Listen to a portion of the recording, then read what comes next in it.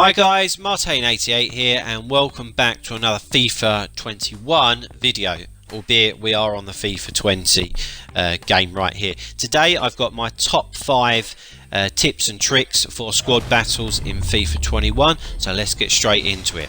Right, tip number 1 is a must, and that is looking at the chemistry. Okay, these 5 tips I'm going to show you are non-gameplay related because we don't know about that yet.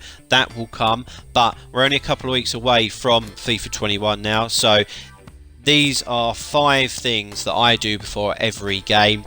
They've led me to getting top 3 in the world, so I would like to think that I know what I'm talking about, and you guys could use these tips as well. So, like I said, first one is chemistry. On the screen, you're going to see the rating of the team and the chemistry of the team. The lower the chemistry, technically, the easier that it should be. Okay? Now, when you see a 100 rated chemistry team, they are just going to play to their normal rating, unless you're playing it on ultimate, of which they're all going to be 99 rated. There's no need to look into that particular team.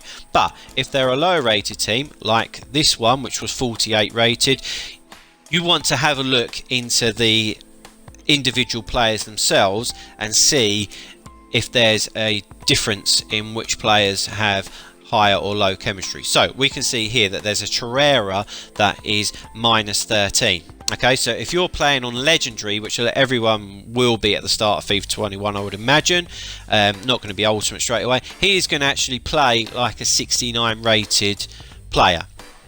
So when you see something like that, you can think to yourself that you would like to target him on the pitch.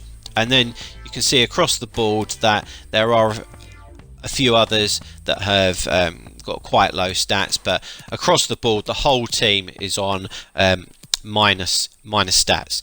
Now if you are playing on ultimate and you've got somebody on -4, that's going to take him down to a 95. However, if you're playing on legendary and they're an 80 rated player, like I said, that's going to take them down to a 76. Hope that makes sense.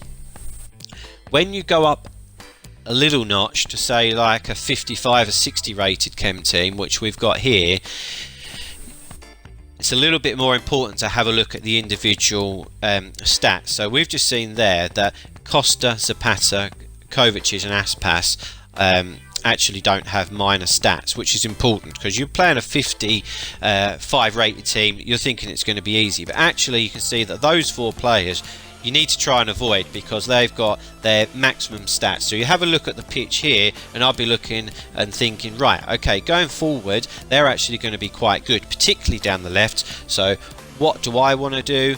I want to go down their right hand side. It's just little things like that. You don't want to be plugging down the side that they're strongest at. It just doesn't make sense, does it? Moving forward from that, once you start getting to 70 chemistry plus, you're not going to see much difference in the stats. I always think that a 75 rate 75 chem team, it might as well be 100. You might get a couple of players on there that have got -1, -2, maybe a -4, but it's not going to make too much difference. What I would say is that if you're playing on legendary, you could have a look and see about players that are out position, like we've just seen that Felipe there at right back, and you can think, okay, he's going to be slow, and maybe you could target him. Okay, so that's the chemistry side of things.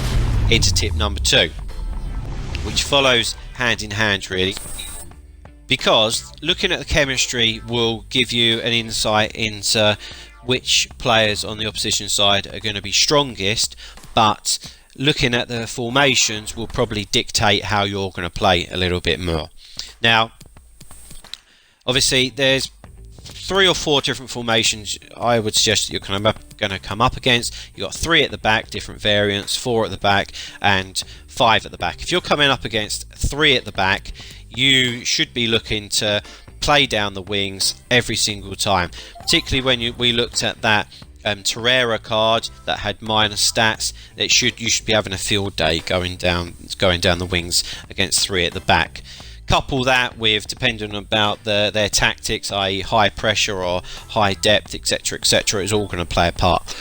When you're coming up against a team that's 4 at the back, which will be lots of different variants of 4-3-3, which can also include 4-5-1, I actually go through the middle. You might think that sounds a little bit congested, but I always use the full backs to create an overload, and you'll have like a 4-on-3 in the middle, or if you've won the ball at the back, there might have been one of their midfielders that has pushed forward, particularly if you're playing the 4-3-3 variant that has the cam, and you should find the space in the middle of the park.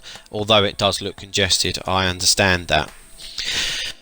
When you're playing 5 at the back, I must admit that is a little bit more difficult. The worst thing I could face is 5 at the back and no depth, but you just got to keep plugging away and trying to get the goals.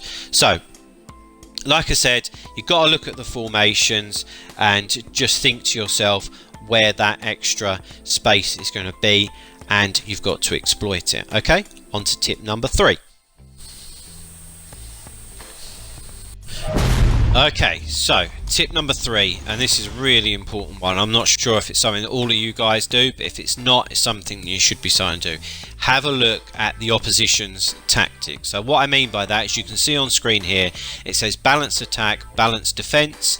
It's got width, players in the box, and depth. Now, this is crucial really to knowing what you're going to be coming up against. You've looked at the formation that your opposition is going to be playing, you've had a look to see what their chemistry is like, so on and so forth. Now you're going to get an insight into how they're actually going to be playing, and you should adapt your game against how they are going to play. So we can see on screen here is a variant of the norm. So normally you'd see balanced attack, balanced defense, but this team here, it says possession and pressure. So possession means exactly that. The team are just going to keep hold of the ball for absolutely no reason.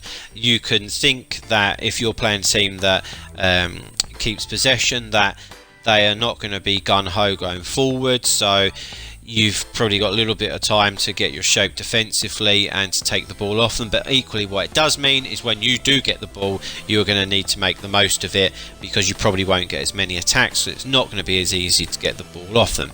The other variants, apart from possession, you would come up against direct, which is exactly that. They are probably just going to be chucking balls into the box left, right and centre as soon as they get it, so you have to be ready for that.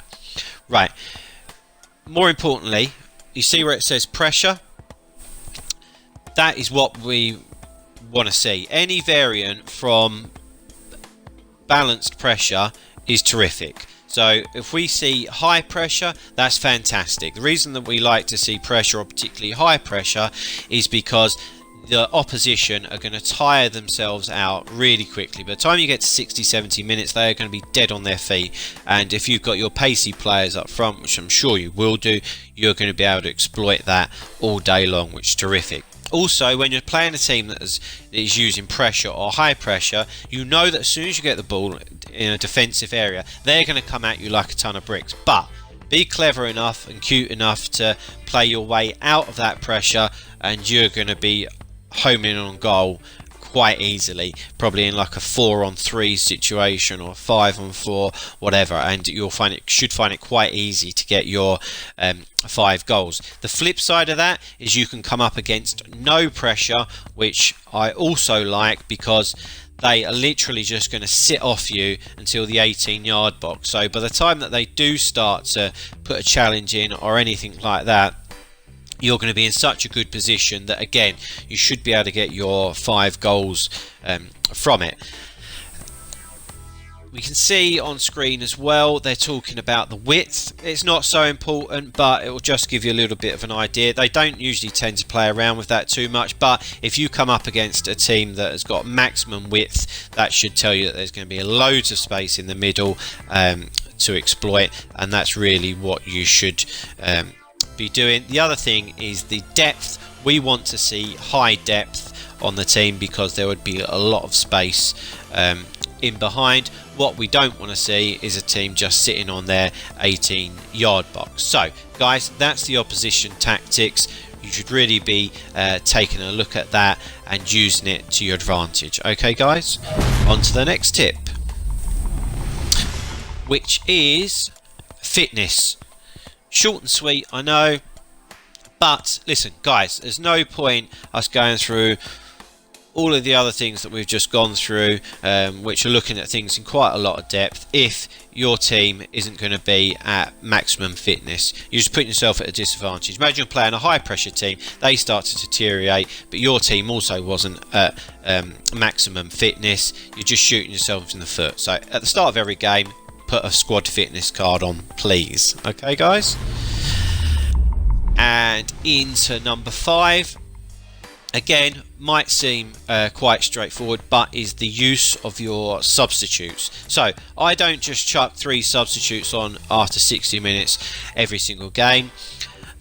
It depends who I'm playing, what kind of game they are playing against me, all that type of thing. So as an example, if I'm 5-0 up at half time, I will look at probably putting Golan on at CDM, put them at stay back while attacking. Equally, if I'm only 1-0 up and I'm not really feeling like they're cutting it attacking wise, Rafa will come on at half time. It's all those kind of things, and I usually save Visca for right near the end. Alright? Right guys, hope that's helped you going into FIFA 21. That's my top 5 tips. Again, it's going to be the top 200 this year, so it could be worthwhile taking on board. If you've liked what you've seen today, please drop a like, and please hit that subscribe button going into FIFA 21. Don't want you guys to miss anything, and I'll see you soon. Bye bye.